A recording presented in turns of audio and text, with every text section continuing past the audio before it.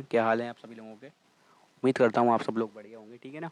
एक सवाल देखते हैं, काफ़ी खतरनाक सवाल है यार, ये जेई मेंस 2022 का सवाल है यार। ये सवाल ने बच्चों को थका दिया था, ठीक है ना। प्योर ऑब्जर्वेशन बेस्ड वाला सवाल है यार ये, कि ई की पावर में 10 स्क्वायर दिख रहा है, साइन 4x है, ठीक है ना।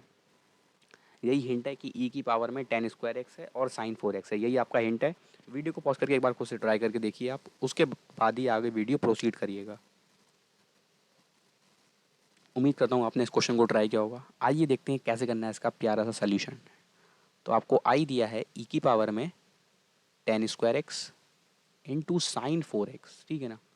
तो मैं सब 10 के टर्म में कन्वर्ट कर दूंगा, वही 10 स्क्वायर को मैं टी लेने की सोच रहा हूँ।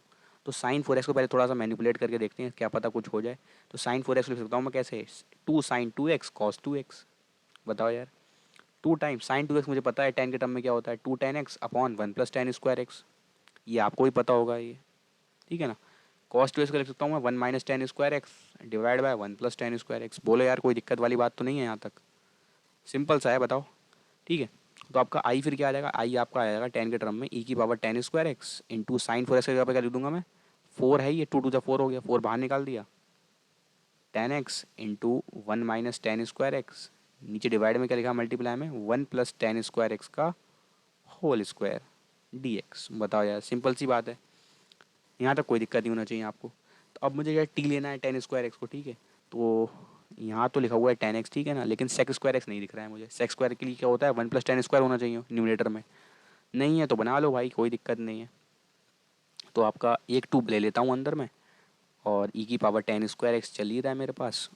ई की power 10 square x into 1 - 10 square लिख दे रहा हूँ, और जो आपका 10x था ऐसे लिख दे रहा हूँ उसको, और सेक स्क्वायर x खुद से मैंने मल्टीप्लाई कर दिया ऊपर नीचे, न्यूमरेटर और डिनोमिनेटर में बना भैया, मैंने मल्टीप्लाई कर दिया अपने नीड के हिसाब से, मेरी नीड थी तो मैंने मल्टीप्लाई कर दिया, ठीक है ना। अगर अब पुट करूँ को, अगर अब पुट कर दूँ, put 10 square x is equal to t, तो आपका 2 10x dx, 2 10x और चेन रूल से sec square x d x d t हो जाएगा। बताओ, तो आपका फिर आई क्या आ जाएगा, 2 टाइम्स ई की पावर टी इंटू 1 - t² हो जाएगा। और ये आपका एक 2 बच गया यहाँ पे, क्योंकि 4 था ना यहाँ पे 4 था, मैंने एक 2 अंदर लिया था इसके चक्कर में, ताकि ये पूरा मेरा डी टी बन जाएगी। तो ये डी टी हो गया मेरे पास, डिवाइड बाय 1 + t² का क्यूब हो जाएगा ये।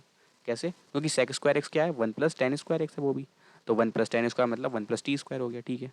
बताओ यार, कोई दिक्कत वाली बात तो नहीं है यहाँ तक। यहाँ पर एक थोड़ी सी मिस्टेक कर रहा हूँ शायद मैं।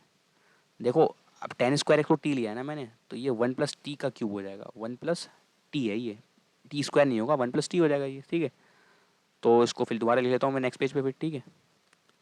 तो ये आपका 1 + t, ठीक है ना, कोई दिक्कत वाली बात नहीं है। 1 + t का होल क्यूब है, इस टाइप से लिखा हुआ है, ठीक है ना, 1 + t का होल क्यूब है। ई और टी दिख रहा है तो कुछ बढ़िया हो ही जाएगा। देखो आइए देखते हैं नेक्स्ट पेज पे, नेक्स्ट पेज पे लिखा है, ठीक है। अब क्या कर सकता हूँ मैं, 1 - t² है ऊपर, ऊपर भी टी है ना आपका, ऊपर भी टी होगा आपका, सही है, ऊपर भी आपका टी होगा, जाहिर सी बात है, ठीक है ना। तो 10 स्क्वायर को टी लिया है ना आपने, आपने 10 स्क्वायर को टी लिया है, ठीक है। 1 - t डिवाइड बाय 1 + t का क्यूब है ये। तो नेक्स्ट पेज पे देख लें, आइए चलते हैं नेक्स्ट पेज पे देखते हैं फिर इसको। तो 1 - t डिवाइड बाय 1 + t का होल क्यूब लिखा हुआ है, ठीक है। कैसे सॉल्व करें, कैसे सॉल्व करें, तो इसको एक चीज़ कर सकते हैं इसमें, क्या, 2 टाइम्स ई की पावर टी, क्योंकि जैसा लिखा हुआ है मैं वैसे ही बना दे रहा हूँ, t+1 -1 कर दे रहा हूँ, डिवाइड बाय 1 + t का होल क्यूब डी टी। बताओ, अब अगर अंदर लूँगा इसको मैं, -1 कैंसिल हो गया, 1 - t ऊपर लिखा है, ठीक है। तो 2 टाइम्स ई की पावर टी, अब क्या हो जाएगा ये, t+1 को ले आ रहा हूँ और माइनस अंदर गया तो ये प्लस हो जाएगा। तो ये लिखा हुआ है 2/1 + t का होल क्यूब, ठीक है, माइनस का 1/t+1 होगा, डिवाइड बाय 1 + t का होल क्यूब होगा, तो मैं इसको 1/1 + t का होल स्क्वायर ही लिख दे रहा हूँ। बताओ यार, ठीक है। तो अगर मैं इस चीज़ को पूरे को, अगर इस पूरे को एफ टी लूँगा, तो ये f' लिखा हुआ है मेरे दोस्त, ये क्या लिखा है, f' लिखा हुआ है। बताओ यार, सिंपल सी बात है। तो फंक्शन और ये उसका डेरिवेटिव लिखा हुआ है प्लस में, तो इसका आंसर क्या आ गया फिर मेरा, 2 टाइम्स तो ऐसे ही रहा, ई की पावर टी इंटू वही फंक्शन, फंक्शन, ठीक है ना। तो फंक्शन, तो इसका आंसर क्या था, ई की पावर एक्स इंटू वही फंक्शन। तो आई फिर मेरा क्या आ जाएगा, ई की पावर टी, और 2 बाहर चल रहा था, इंटू वही फंक्शन एफ टी आ जाएगा, मुझे पता है, प्लस सी, तो 2e⁻t, एफ टी क्या था मेरा, एफ टी है मेरा ये माइनस का 1/1 प्लस टी स्क्वायर, तो ये आ जाएगा माइनस का 1/1 प्लस टी का स्क्वायर इस टाइप से प्लस सी। तो अब आपका टी है क्या, टी तो आपने 10 स्क्वायर माना था, तो उसको लिख दे रहा हूँ -2e⁻10 square x divide by 1 plus 10 square होगा वो, तो 1 प्लस 10 स्क्वायर सेक स्क्वायर हो गया, तो सेक की पावर 4 लिखा हुआ है प्लस सी। या फिर इसको ऐसे भी लिख दें -2e⁻10 स्क्वायर x, ठीक है ना, इंटू कॉस की power 4x plus c constant of integral. ये आपका सिंपल सा आंसर आ गया, बताओ यार। ठीक है ना, उम्मीद करता हूँ समझ में आया होगा यार, ये जेई मीन्स का बढ़िया सा सवाल, किलर सवाल, ठीक है ना।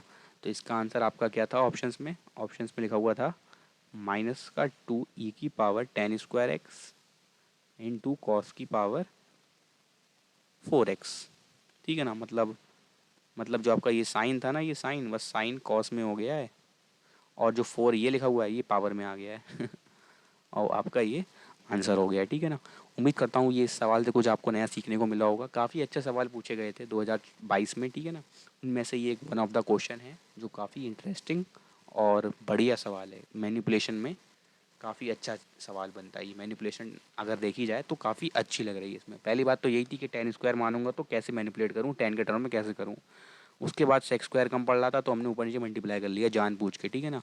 ये स्टेप बच्चे कतराते हैं बहुत इस वाले स्टेप में कि 10 सेक स्क्वायर थे ऊपर नीचे मल्टीप्लाई करने में कतराते हैं कि अरे है ही नहीं तो कैसे करें, इसका मतलब कुछ और होगा। ऐसा थोड़ी है, कर सकते हो आप, ऊपर नीचे मल्टीप्लाई करो, बना के देखो, है ना।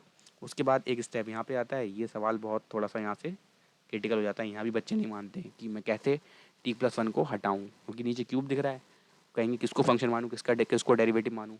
तो ये स्टेप काफ़ी क्रिटिकल है क्योंकि इसमें फंक्शन और उसका डेरिवेटिव कैसे बनाना है ये बता रहा है ये वाला स्टेप, ठीक है। फिर मैंने ब्रेक कर दिया, मुझे दिख गया, फिर ब्रेक कर दिया तो मैंने इसको फंक्शन ले लिया तो उसका डेरिवेटिव दिख गया मुझे, ठीक है ना। अलग अलग जब लगे होते हैं ना तो आराम से दिख जाता है कि फंक्शन कौन है, उसका डेरिवेटिव कौन है। लेकिन जब बिल्कुल कंबाइंड होकर इस टाइप से दे देते हैं ना सवाल, तब दिक्कत होती है थोड़ा सोचने में, ठीक है ना।